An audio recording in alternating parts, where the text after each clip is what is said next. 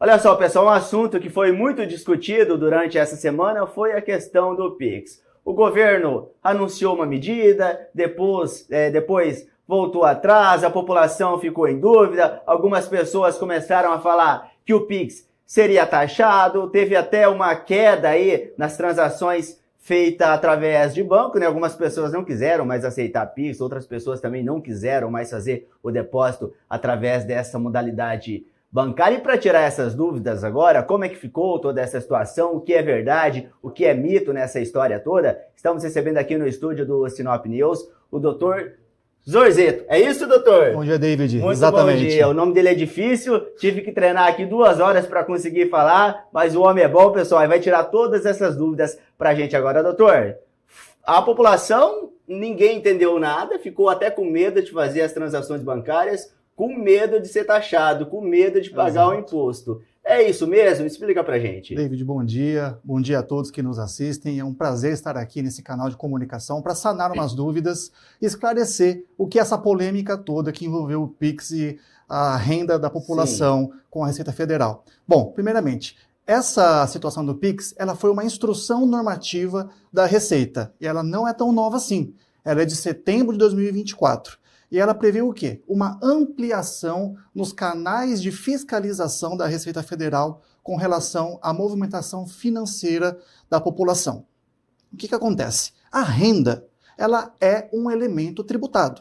Em qualquer país do mundo, ganhar dinheiro com o seu trabalho gera o direito de você pagar uma parte desse dinheiro para o Estado, para que o Estado faça a distribuição dos serviços públicos com saúde, educação, transporte, segurança e tudo mais.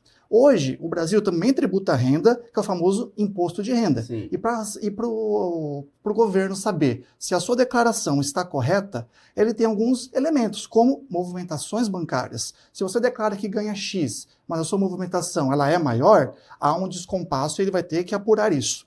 Essa instrução normativa, que ficou conhecida como a regra do Pix, fez o quê? Ela ampliou que bancos eletrônicos como fintechs, instituições de custódia bancária, como aplicações financeiras, também passassem a comunicar à Receita essas transações. Então, não houve uma grande mudança assim, apenas uma ampliação nos canais de comunicação da Receita. Eles teriam mais elementos para poder investigar se você, cidadão, está informando a sua renda correta ou não. Mas então, só para deixar claro aqui para a população de casa, não existe uma taxa, não existe o imposto sobre esse Pix que a gente faz diariamente. Olha só, tem um motivo muito especial para a população ter o medo da taxa do Pix. Sim. Qual é? É a sombra de um antigo imposto que existiu no Brasil entre 1994 e 2007. Eu sou um pouco mais velho que você acha, David, eu vou lembrar bem dessa época.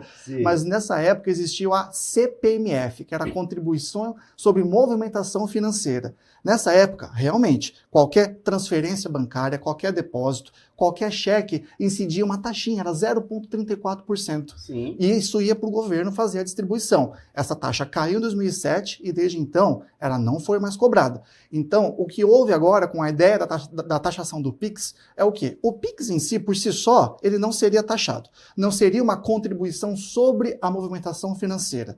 O Pix seria um elemento a mais para a Receita Federal saber se o que você está declarando condiz ou não com a realidade. Então, você poderia sofrer uma autuação por sonegação tributária, mas não pela movimentação do Pix em si. O Pix em si ele não seria taxado.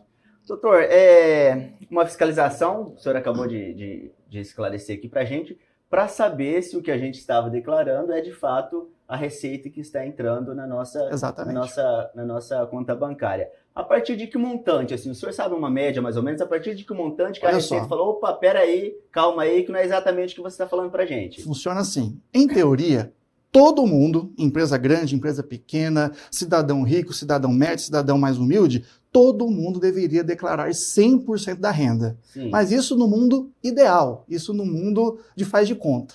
Certo? Como a Receita Federal ela não tem uma estrutura de servidores para poder fazer uma fiscalização efetiva sobre esses 100% da população, ela pinça os maiores. Sim. E existem algumas faixas que a gente consegue descobrir onde está o maior foco dessa fiscalização. Então, desde 2003, por exemplo, movimentações financeiras em bancos tradicionais acima de R$ 5.000, David, já é comunicada à Receita.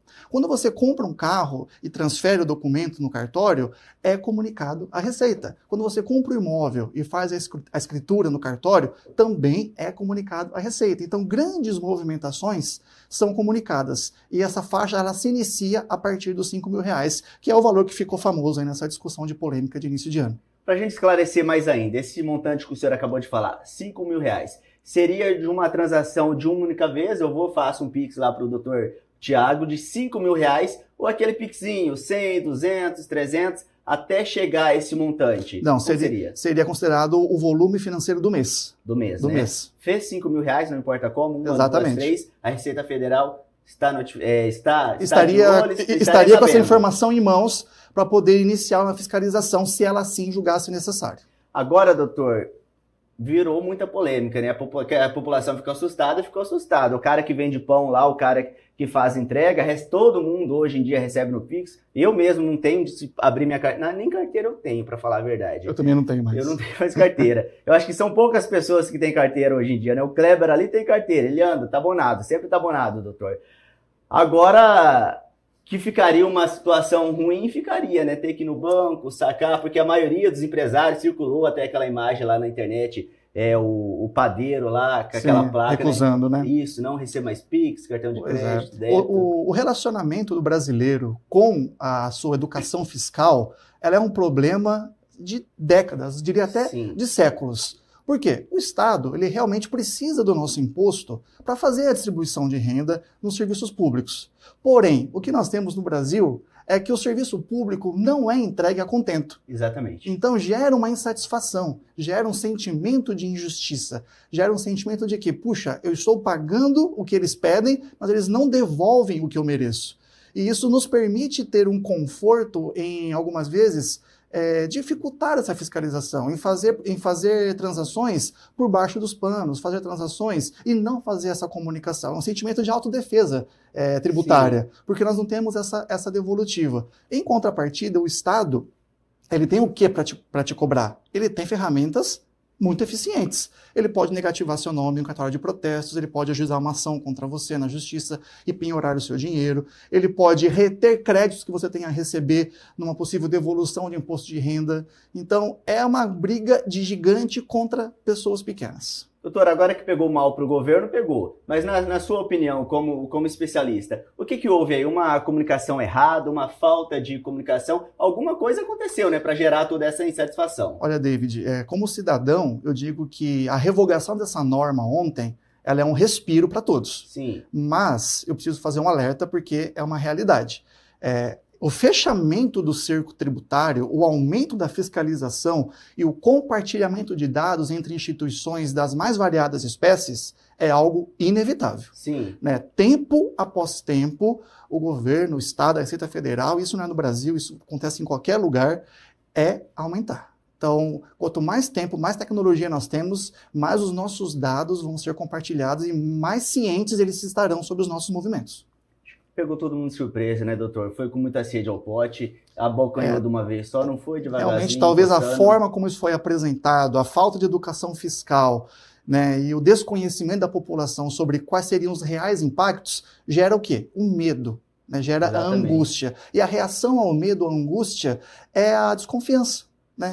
É querer achar isso ruim. Então, o capital político disso custou muito caro para o governo, que não teve opção senão retroagir e refazer estratégia para um futuro, porque, como eu estou dizendo, essa fiscalização, ela um dia virá.